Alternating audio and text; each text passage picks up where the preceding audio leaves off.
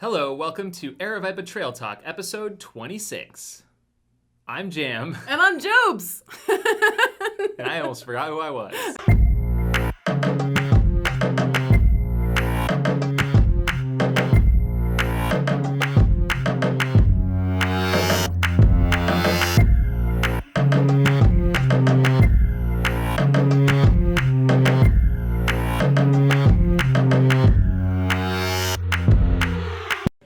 Welcome to the show, everyone. Thank you for tuning in live. Appreciate your viewership. Just a reminder, you can ask questions at any point in time. Yeah.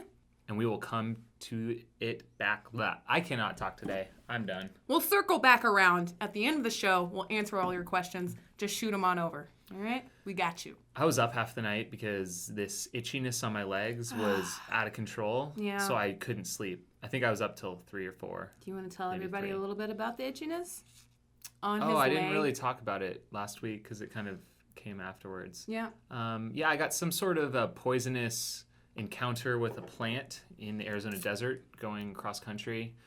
So I guess all of the years of doing that finally caught up to me this time. And so I've got a rash that developed, and I thought it might have been poison oak or poison ivy, but I think it's something maybe different, like a desert wildflower plant that is poisonous, because I don't know that there's that kind of stuff in the Arizona desert. I didn't either. I didn't know I there was think like there a poison ivy-esque thing of... So there's a couple options. I forget what they're even called, but they're some sort of like little weeds that grow up. No.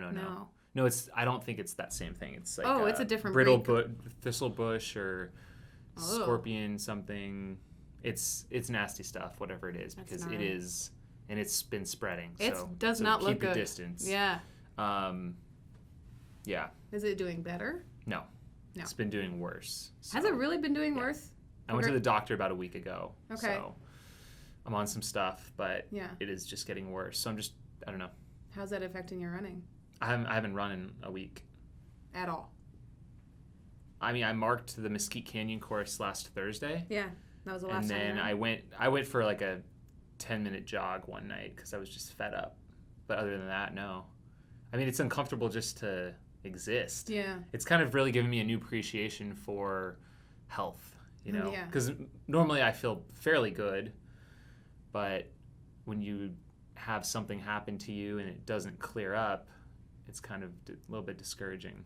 Even just to like sit there and get work done and do day-to-day tasks, it's a chore. So I'm washing all my sheets every night because I don't want this stuff to get on the sheets if it's and then spread and then keep spreading. Yeah. So it's been a bit of a process, but hopefully it clears up in a week because I leave for Tennessee in a week. Yes. And out there they have scratchy briars. And it's gonna tear up those tearing up what I got going on down there right now ain't gonna be pretty. So you want to talk a little bit about Barkley?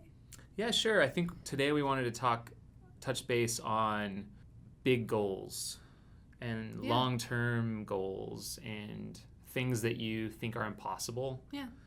Because that's what Barkley is for me. And this is your dream race, right? Barkley is. It is, yeah. And I mean, and my dream races have changed over the years, and this is currently it. Once I complete it, whether that's this year or next year or 2 years from now, then I'm sure something new will surface. But for now, that's what I've been chasing. And I guess rewind, the first big goal race I ever had, once I found out about ultra running as a sport, was Hard Rock. Yeah. That's the one race I wanted to do. I knew that was my race as soon as I saw it. And I saw pictures of the 2006 event that were just posted like in an online photo album, and I was blown away by the San Juan Mountains and the scenery and just the difficulty, you know. It's touted as the toughest 100. That's what Hard Rock is. And so in 2007, the next possible summer, I was out there for a week and a half before the race doing trail work, meeting people, marking the course, just as involved as like diving right into what they call the Hard Rock family. It's a unique race. A lot of races you like fly in, you check in on Friday night, you run your race, and you go home on Sunday night. Hard Rock's different. It's especially because you have to acclimate to the altitude. The average elevation of the race is 11,000 feet. That's pretty damn high. It's high. So people go up 2 to 3 weeks early. They stay. they round up their vacation days, and a lot of people are, if they have summers off, whatever, they make their way up there, and really they just go out for long days in the mountains, hiking together, running together, sharing beers and dinner afterwards, driving around doing trail work.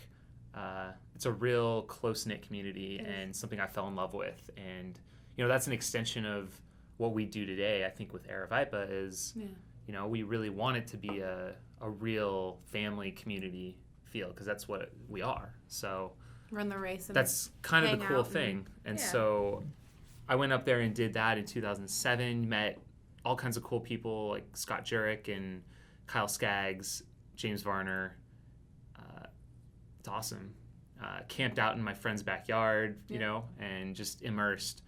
And then that process went towards my first 100-miler, which was the Angeles Crest 100 that fall, 2007. And the reason I picked Angeles Crest 100, it was the closest qualifying race to Arizona. Yeah. And it was the next one. So I really only did that race because I wanted to do Hard Rock. It was a great race, but it wasn't on my bucket list. Yeah. It turns out I fell in love with that race too, but it was just a stepping stone. Okay. And so one night in 2007, I was in Charlie Thorne's house in Silverton, Colorado, sitting around after one of the course mark days, and the guys were talking about Barkley, and I think I knew about it. I'd heard about the lore of Barkley from the internet. 2 miles per hour. I could do 2 miles per hour in my sleep, no matter what. That's all you need to. You only need to average 2 miles an hour to finish that race, and you think anyone could do that? Sure. On paper, 30 minutes per 30 mile. Minutes a mile for 100 miles. Sure. 2.5 days. Like, it doesn't matter how steep it is. It doesn't matter how hard it is. Anyone could do it. But obviously that's not true, because I think back then in 2007, there weren't that many. There's maybe 7 finishers at the time. There had been since more, but that intrigued me right away. And so I was sitting in this living room of this house with maybe 7 other guys. I don't know who all was there. I don't quite remember. And they're telling Barkley stories, and I'm looking around, and they're all telling these stories because they were all there together. And so, a lot of this runs in the same circles, Hard Rock and Barkley guys. They're usually one and the same. Almost every Barkley guy is a Hard Rock guy, it seems like. Tough dudes, man. So I just thought to myself, like, I'm sitting in this room with all these Barkers, they call themselves. I'm like, I'm destined to do this race. And I knew it from that moment. So that began a journey that is continuing till today, 10 years later. Yeah. I did not apply. I didn't even know how to apply right away. And I didn't feel like asking anyone until I felt like I was worthy of it. And that was something that took several years. I didn't hike the Arizona Trail until 2008. But a lot of the finishers of Barkley are former through hike record holders. Okay. So guys like David Horton on the Appalachian Trail and Andrew Thompson, who beat his record. You've got Jonathan Basham, who set the long trail record, I believe. And I think it might have been Travis Wildeboard on the Colorado Trail. So you've got all these guys that are setting these speed hiking records. They're winning Hard Rock. They're doing all these things. And I don't want to show up and be the sacrificial virgin. That's not what I'm going for. Sure. I wanted to be a legitimate participant that has a shot. And so I just kind of kept building my running resume. I was able to run Hard Rock in 2009, first time I got in, and I finished that. And then I think I finally might have applied in 2011, just on a whim. I found out how to get in. After spending, successive years with some of the people that go, I finally felt like I was worthy of the ask. And that's important to me. And it's not important to everyone, obviously. Like, I think a lot of people today, they just want to get in. They want to do it. They want to see what it's all about. And I get that. You get a lot of people that ask you? So, yeah, and that's an interesting thing is I do get a lot of people that they'll message me, and I don't know who they are. And, unfortunately, I can't respond to that. Like if you're just out there and you're just fishing for the information, it's not the way into Barkley. You have to earn it. Yeah. And you earn it by, I think, showing that you respect the race and its history and its intentions and its purpose, because it has a very specific set of those, and I love that. Even the sport, like kind of like paying your dues almost, yeah. Mm-hmm. I mean, it's a very limited field size. There's 40 people, so they can't take everyone even that is worthy. I mean, there's so many people that would be worthy of it, but you can still only start 40 people. That's just the limit. So, I don't know. I guess for people that are interested in running Barkley someday or attempting it, I mean, there's so many things out there, but just, go build that resume. Yeah. That's what I would say. It's cool. They now have the Barkley Fall Classic, which is a regular 50K that's in the same park, but it's like on marked trails, and it is marked. It's marked. Not necessarily, you're not orienteering. It's not orienteering, but I think there still is some cross country sections. Yeah. But you get a taste of the Barkley. You get kind of a kid's version of one loop. Yeah. Essentially. Yeah. So the kiddie meal. Which is great. It's cool. About 400 people can go at it out there, and and that's all a lot of people want to do. They just want to experience, go for one loop. I mean, for even a lot of people, that's a huge accomplishment. Yeah. Completing one loop of the Barkley is a big deal. So for me, I finally got in 2014, and then in 2015 I had 2 successive failures there, and it's the first real failure at a race I've ever had. It just makes you hungrier, really, and so I'm gonna go give them my best shot this year. Yeah. I mean, looking at it from a training perspective, I mean, was my training ideal? No. But am I going to use that as an excuse this year? No. Yeah. I'm not going to do it. And I was already going down that path. I was thinking, I'm just going to write off a 5 loop right now because I didn't get what I wanted to in training. But that's just a destructive mentality, so I'm not going to play that game. Yeah, don't. Yeah. Going into it, considering you've done this twice, so you're kind of considered veteran at this point, going into the Barkley. I am a veteran. I've got 7 loops in 2 years, which not a lot of people can say that. Right. So the only thing is missing last year, I don't know the recent course change that happened last year. So that, I'm sure, upped the difficulty a little bit. So what is kind of your plan going into this year? Like you said, no pressure. You kind of taken the pressure off of yourself a little bit. Yeah. I'm just excited to be out there, honestly. And you put out there in quotes because that's a phrase they use, because there's in camp, everyone has to camp, and then there's out there on the course. Yeah. And the things that happen out there's so many stories. And I honestly think it's amazing when someone finishes. It's great. There's been a finisher every year but one, I think, for the past 8 or 9 years. Mm-hmm. The one year that I was the last man standing, the Barkley won that year. And that actually excites me more than someone finishing at this point. When the race wins? Yeah. Really? Because I think it's cool. You get 40 badass guys and gals out there, and no one finishes. That's what it was like for years. And you'd have a random finish here and there. Yeah. And now the collective wisdom of the field is such that people know what's coming up. They probably share information with each other. They share tips and tricks. They've learned the course better. They've learned how to train. Everyone sees everyone else's training, and they up it. So people that go and attempt Barkley now, they're stronger and smarter. They've evolved to what the Barkley is currently. But the cool thing is the race continues to evolve. It's like no other race out there. The race will get harder. You look at Jared Campbell, who's the only 3-time finisher. His first finish was 58 hours, and he did a 56 hour, or maybe vice versa. And then this year it was 59:30 this last year. So you've got the guy with the most finishes with a half hour to spare, which is one of the worst finishing times ever.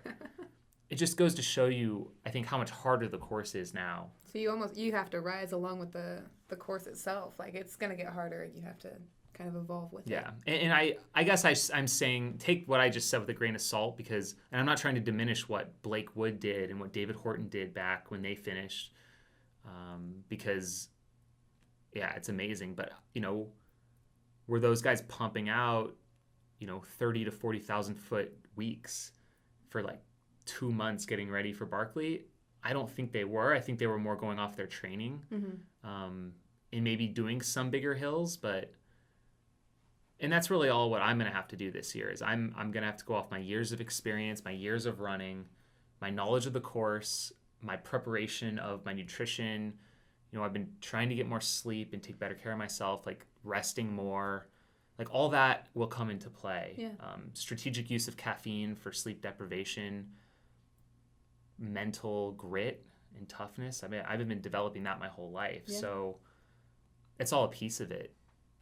I think you have to be in pretty damn good shape to finish this race. So for sure. I definitely am a little bit nervous. I'm not feeling confident, but I'm also not holding myself up to anything. I'm going to go in with no expectations. What do you think ratio-wise as far as like being physically prepared versus being mentally prepared for the Barkley? I mean, they're both super important. I think some of my mental, I guess that's true, yeah. Because my mental strength, I do have a lot of grit and determination, but sometimes you can still talk yourself out of things. Yeah. Or you can lose your mind. But I know that I won't quit. Like, I won't stop with time on the clock. Do you think there's, like, you talk about sleep deprivation. Do you think that has, like, a play in it as well? Like, the more sleep deprived you are, the easier it is to talk yourself out of something? I mean, for me, I won't throw in the towel. Okay. But I might slow down to the point where I end up missing the cutoff. I don't know that I do that on purpose, but it just happens sometimes. Yeah. Are you going to sleep? During the race? Yeah. Yeah. You have to. Yeah. I don't know where. But are you going to plan to sleep? Yeah, or it'll probably be after loop 2 or 3, depending on how tired I am. Mm-hmm. Definitely after 3. Hopefully get at least an hour down.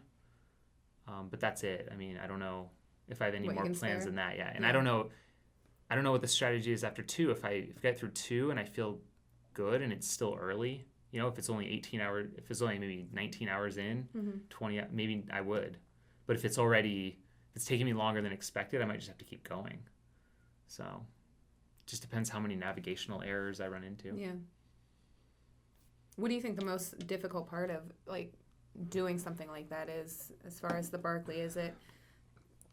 Do you have issues at all, like the navigation or the orienteering part? Is that kind of really throw a wrench into, like, completing it, or just like getting around the loop at least? Absolutely. I mean, that's a huge factor, especially with the weather. You don't always know if you're on course. There's no markings out there, and a lot of it can look the same. And at this point, I'm operating off of seeing the course 7 times. So are there some things that you see, like, that's similar, or does he change the course drastically every time? It's mostly, there's minor changes, I'll say that much. Yeah. I don't want to say much more, but there's minor changes, but you never know also. Yeah. Like, I think there's been times when he's changed a lot of the course year to year, and we just don't know. Like, we don't know what he's going to do because the course isn't revealed until the day before the race. Really, like the afternoon before, within hours of the start, potentially. So, but yeah, I was looking over some of my maps and turn sheets from previous years, and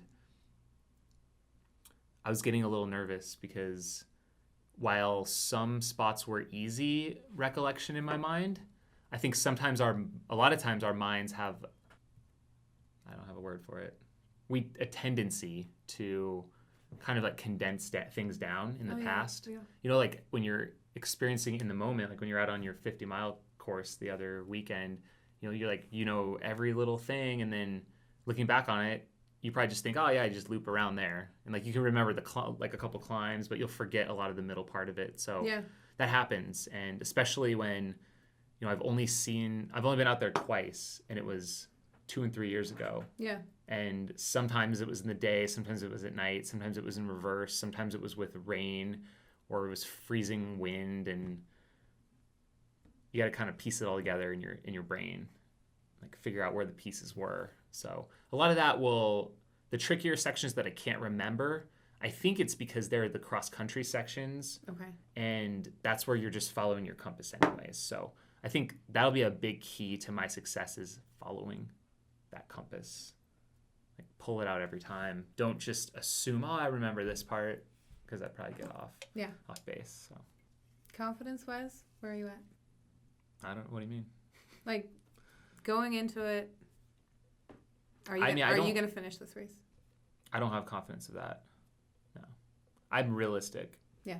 And that's the dichotomy I was talking about. I don't want to use it as an excuse, but like I know what this beast is, but I'm also optimistic to see what I can do. I want to go further than I've ever gone there before. I want to get on Loop 5 this year.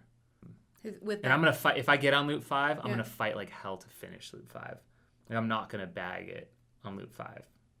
So like I guess my goal is to go the whole way. Yeah. Because my like diehard goal is 4 loops under 48 hours. Get that bell lap. Yeah. I want that bell lap. And then whatever happens on 5, it's just gravy. Have you seen yourself finish this race? Can I or have I? Have you seen it? I haven't. It hasn't happened yet. Like I know, but have you in your mind? Oh yeah. Yeah.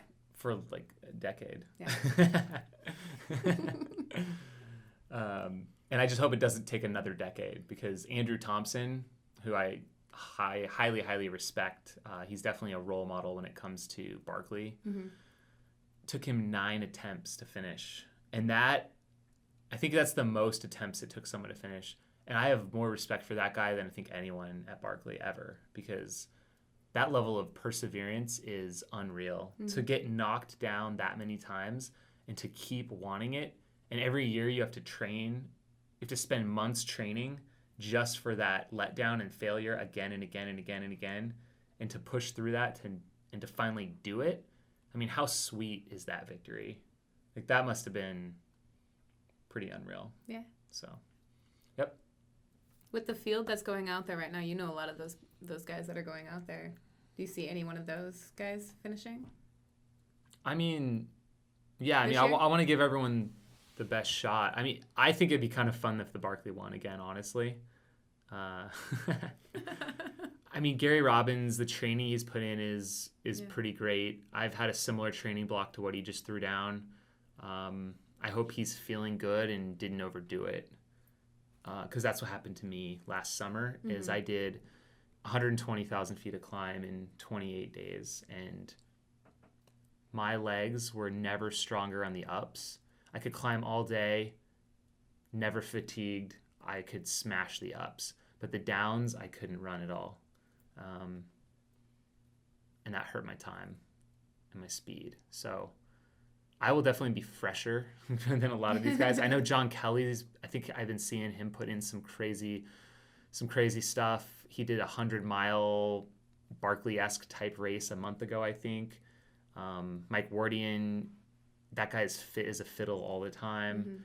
Mm-hmm. Michael Versteeg, I don't know what he's been up to. He's been super off the radar. I know he's been doing a lot of ski mountaineering type stuff, so that could be a huge thing for him. Yeah. Like he's going to show up in really good shape. He's got the Arizona Trail FKT as a base last October. There's nothing better you can do than that. To do something like that and then to just kind of chill for a while and then maybe put in some training weeks, he's going to be pretty good shape. I don't know who else is coming, so cool. Find out. Sweet. So we're going to find out in a couple weeks. You're going. Okay. What else? What else are you going to talk about? I just talked for a long time. I know. I really enjoyed I'm done. Yes. What else we got going on? We've got a Wednesday night group run. If you guys are in the area, come out. 6:30. Wednesday night group run. Tonight we're going to be at North Mountain, and then we're going to Phoenix Ale Brewery and Central Kitchen right after that. Good little place. Super fun times. Good beers. Good friends. Let's go. And then we've got a game. Do you want to play a game with me? Let's do it. Okay, so this week's edition of JubeTube, came from one of our viewers, Robbie Organ. He's also a part of Aravaipa running. He's run several of our races and Aravaipa group run. He has suggested to do the no thumbs challenge. So we're going to do a whole bunch of silly things with no thumbs today. And I believe we have to tape our thumbs. Is the rule, correct? Nice. So we're going to tape our thumbs. And Enzo has brought a whole bunch of things for us to task out. And we will try to do that. And it's a race. We're going to race. Let's do it. Let's do it. Again, you guys, if you have suggestions of challenges, you see something silly on YouTube, let us know because we'll do them. And, so tweet us. It's at Jamil Curry and at Happy Jubilee. Yes. Or type it in the bottom and possibly use your thumbs on this one. But type it down in the bottom of the comment section below and just let us know what you want to see because, there's no limit. Okay, we got shoes. We got shoes. We got Oreos. We got Oreos. Scissors and paper. Yes. Yes. Oh, God. Paper clips. And paper clips. We've got root beer, cans of empty root beer, and tape. You're gonna tape. This is probably a better idea. How do we do it? I would put it down Like this. Okay. Do we get a safe word? No. No. Enzo's not messing around at all. Okay, so what do we plan? What are we doing? What are we gonna do first? Paper clips. What and do what we are we do? doing with paper clips? We're gonna straighten them out. Okay. Oh, gosh. Oh, I'm very nervous. Go. Oh. Oh, God. We can't use our mouths, Can can I we? use my mouth? Does it matter? That's my gut reaction is I want to. Listen. Okay, wait. What's Wait, considered Can I straight? not? I can't use. Wow, Listen. thumbs are so good. I didn't even know. Listen. Why are thumbs so great? Wait a minute. Okay, wait. Ah! No, I've lost it. Is I've this lost straight? it forever. Oh, he gave me the thumbs up. Yours is not straight. It's a little. Look, because from there to there, it's basically on top. If you held yours at the base, it's pointing that way. Okay, you I won win. that You one. won that one. Okay. Okay, next. Okay, sodas. You gotta pull the tab off the top. Okay, I'm ready. Go. Wait.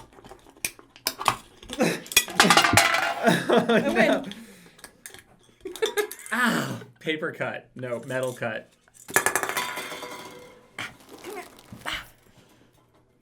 Okay.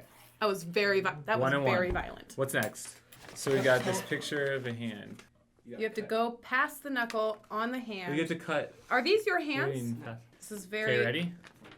3, 2, go. No, I ripped the thumb. It is the no thumbs challenge. Okay. Oh, that's terrible. What is going on? Ah, I got it. I'm just gonna rough cut it. No, that's the point. You can't wrap. Wait. Hey, it's my strategy. I can do what I want. You She's the judge over there. cheating? No cheatings. Oh, no. Wait. I'm almost. I got it. I'm going to chop up the pinky.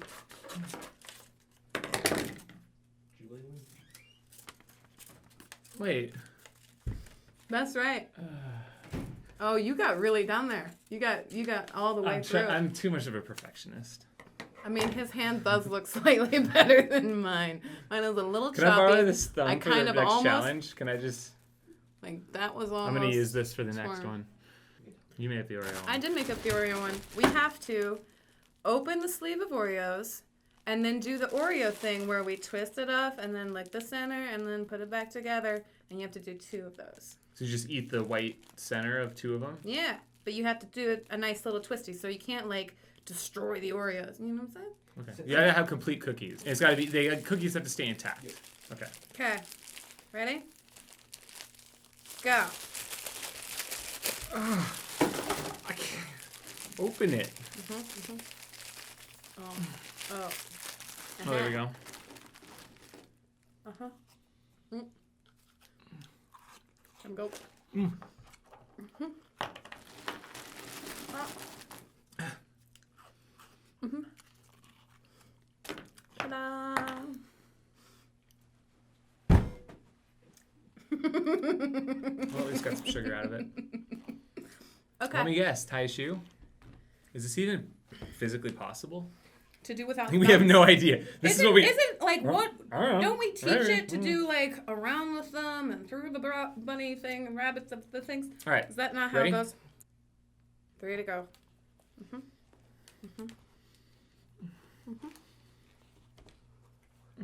I know. Loop, swoop, and pull. Loop, swoop, dodge. Jeez, that was like 2 seconds. Can we get a shot clock on that one? Damn. I'm pretty sure. Okay, we're done with this game? Okay, I'm gonna safe... trying to cut my finger off. Oh, please don't cut your thumb off. This is the final challenge, right? Do I get a point for this one if I cut her out? Oh, dang. I didn't get it, did I? Ah! I'm just kidding. Okay, still? Got it? Yep. It's surviving. All right. Set you free. Log Okay. out of Aravaipa running? No! What? Why am I getting logged out? Ugh. I don't know. Boop, boop. Oh, All right, sorry guys. We we are failing today. no one is on here, but we lost all of our questions on the Instagram. Instagram has been failing the last 2 days, honestly. It's been logging me out of all my accounts. Instagram, if you're watching, I'm not happy. Yeah, Instagram's... So we are going to do a quick Q&A here. So if you guys have any questions, fire away. Hmm? Okay, Lori Sipa, I'm running the Whiskey Basic 57K. Any tips for rocking that course? So that race is coming up in a couple weeks. It's in Prescott. I would say, I don't know. It's got some altitude with it. Mm-hmm. I don't know that there's anything I would say different than any other ultra, you know? There's nothing, it's pretty straightforward, I would say, overall. So I don't know if I have much advice. Sorry. It's a lot of fun. It Yeah. changes a little bit as far as like the train a little bit. Yeah, it's net downhill course, so you'll be up in the pines for quite a while. So, how's the ankles today? That's from Elaine Badejo. Did anything work from your bag of remedies? They're actually feeling somewhat okay currently, but I'm not holding out hope. I think the calamine lotion might be helping to dry them out, and that is a good thing. Gary Aaron Hall, will Mogollon be a Western States qualifier someday soon? That's too early to tell. I would say not in the near future because we just don't have enough people that are currently running it. So we need more entrants. They usually like to pick the larger, more established races. It is currently a Hard Rock qualifier, which is awesome. But I just don't know about Western at this point in time. What kind of active recovery do you both do? Yoga or just rolling and stretching, massage? I don't do much of anything. I roll, for sure. Yeah, I've tried yoga. I'm not very good at it. But, yeah. Stormy asks, hey Jubes and Jams, I just got home from work, so I apologize. Is there any piece of equipment you didn't bring on previous Barkley Adventures that you now will bring? Oh, piece of equipment. I pretty much have had everything I needed. I've never really had issue because of my gear selection. The only thing I might not bring this year on Loop 1 at least is trekking poles because I haven't trained with them and I feel pretty confident without them. If it's muddy, I will retract that statement and I will probably bring them no matter what. But I might want to try it Loop 1 without poles because it'll be lighter weight and faster. HD Winter, been meaning to email you to tell you how much I've enjoyed the Run Steep videos. They are killer. Please keep it up. Thank you so much. Run Wander Wonder asks, Jamil, how much do you incorporate heart rate training into your training when you don't have poison oak? I never do. That's the short answer. Never heart rate? Never. No. I think I might have a heart rate monitor strap, but I don't know where it is. So I don't follow that type of training method. The coaches I've worked with have always gone off of perceived effort, which I think has been a pretty good guide for me personally and just for my personality. And I'm not too concerned about that, I guess. So that's just, it doesn't jive with me personally. Yeah. But I know that a lot of people have used it with success, but I don't know much about it to benefit from it, I guess. Cool. Louis Brennan says, do you think with recent documentaries about Barkley, do you think the race may be doomed to end? More knowledge and people training off course and so on. What do you mean by doomed to end? If you mean their permit will be pulled because of people training off course, possibly. Laz himself said that recently. People training off course within Frozen Head State Park have put the race in jeopardy. But they're getting a handle on it. They found out people that were violating it, and they withdrew them from the race. That's pretty severe penalty, and they'll be blacklisted forever. So if you want to get into Barkley and then you want to go train off trail, feel free, but you're going to be blacklisted. And I think that's enough of a deterrent for most people that they're not going to want to mess with that. Losing the permit, that's what he meant by his question. Yeah. So, I mean, any race that disrespects the land that they utilize is in jeopardy of losing their permit.